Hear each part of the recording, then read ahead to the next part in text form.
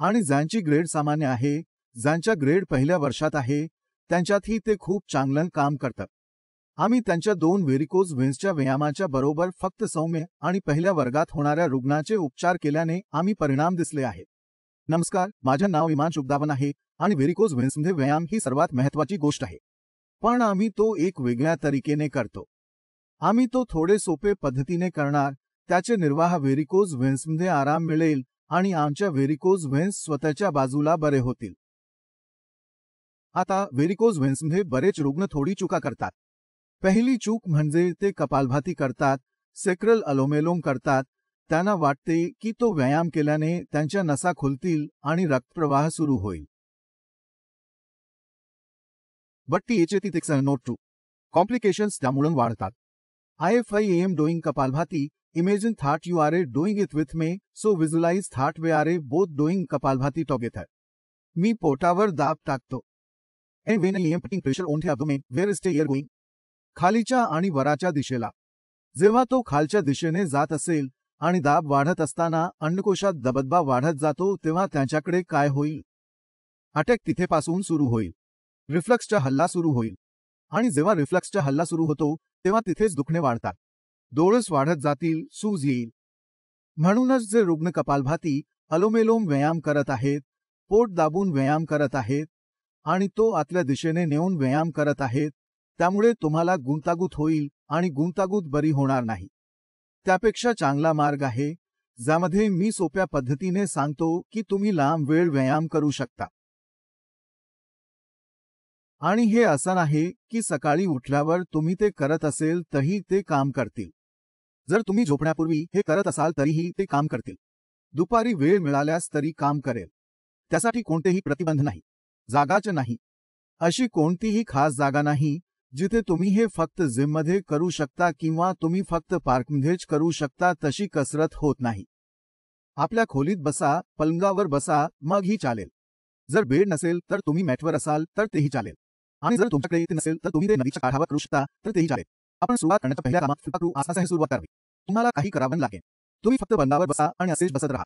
तुम्हाला फक्त तुमच्या पायांची या ठिकाणी आणणे आवश्यक आहे. तुम्हाला दोन्ही एकत्र करावे लागेल आणि मग फुलपाखरासारखं उडावं लागतं. मी याचा उल्लेख करत आहे त्यामुळे तुम्ही ही गोष्ट समजू शकाल आणि तुम्ही माझ्यासह हे काम करू शकता. आता हे करण्याचा फायदा काय आहे? हे करण्याचा फायदा असतो की माझ्या पोटावर कोणतेही दाब नाही पडतात. ठीक आहे. दुसरं, खालील रक्तप्रवाह चांगला होतो आणि हे दिशेनं रक्तप्रवाह चांगला नियंत्रित केला जाते. ज्यांच्याकडे ईडी आहे, इरेक्टाईल डिस्फंक्शन आणि प्रिमेचे असलेल्या लोकांना देखील हा व्यायाम सोपवेल. मोठ्या रुग्णांना व्हेरिकोसिलमध्ये ही समस्या नसते, परंतु जर आपल्याला व्हेरिकोसिलसह ही समस्या येत असेल तर हा व्यायाम आपल्याला आपल्या इरेक्टाईल डिस्फंक्शनपासून आणि पीएमईपासून देखील बरे करेल. हा व्यायाम तुमच्याला 3 गोष्टींपासून संरक्षण करते. पहिलं, व्हेरिकोसिलमध्ये हे आपल्याला रक्तप्रवाह बनवण्यास मदत करत आहे. दुसरं, हे आपल्याला इरेक्टाईल डिस्फंक्शनमध्ये मदत करत नाही. आणि तिसरं, जर तुमच्याकडे पीएमईमध्ये काही त्रास असेल तर हा व्यायाम तुमच्यासाठी त्याची मदत करतो. व्हेरिकोसिलमध्ये दुसरा व्यायाम सर्वात महत्त्वाचा असलेला आपला पाय उच्च करण्याचा आहे. आणि पाय उंचावणे महत्त्वाचे आहे कारण आपला रक्तप्रवाह अँटीग्रॅव्हिटीच्या दिशेने जातो. असं माना, गुरुत्वाकर्षण आम्हाला खाली खेचत आहे, म्हणून आम्ही काय करत असतो? रक्तप्रवाह उलट दिशेने जातो. त्यामुळे आमचा रक्तप्रवाह आमच्या मेंदूपर्यंत चांगल्या पद्धतीने पोहोचतो. अन्यथा जर गुरुत्वाकर्षणाचा बल असेल तर तो खाली एकत्रित होईल. म्हणूनच जेव्हा आपला रक्तप्रवाह म्हणजेच आपले हृदय त्याला पंप करतो तेव्हा तो अँटीग्रॅव्हिटीकडे अधिक ढकलतो. तर आम्ही येथे काय करणार आहोत? अँटीग्रॅव्हिटी एक्सरसाइज. जसे की आम्ही आपल्या डोक्याच्या व्यायामाचा किंवा पाय उंचावण्याच्या व्यायामाचा उपयोग या हालचालीत चांगला मानतो. आम्ही ते चांगले मानतो कारण ते आपल्या रक्तप्रवाहाला अँटीग्रॅव्हिटेशनल फोर्समध्ये घेत आहेत.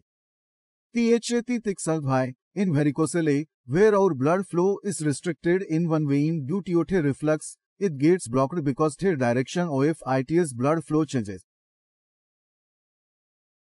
When the direction changes, the pain or heaviness that you feel in your vein is immediately relieved. त्यासाठी थांबू लागत नाही. 5 मिनिटांत किंवा 15 मिनिटांत तुम्ही तिथे मोकळे होऊ शकता. तुम्हाला काही भारीपण असेल किंवा कोणतीही वेदना असेल तरी ते ठीक होईल. असं म्हणजे हा एक सोपा अभ्यास आहे आणि आपण ते दररोज करण्याची सुरुवात करा. त्यामुळे तुम्हाला कधीही काही त्रास होणार नाही. हा एक सोपा व्यायाम आहे. जसे की मला माझ्यासमोर एक ग्लास आहे. मी माझे पाय उच्च करून थोडे वेळ शिरलो. हे सोपे आहे. तुम्ही लेटून आराम करू शकता.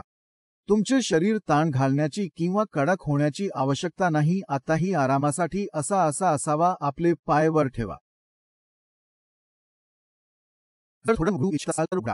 जर थोडं बंद करायचे नसेल तर बंद करा. हे नॉर्मल आहे. ही एक असा स्थिती आहे ज्यात कोणतेही प्रयत्न नाही, फक्त आराम घ्यायचा आहे. बराच वेळ विश्रांती घ्या.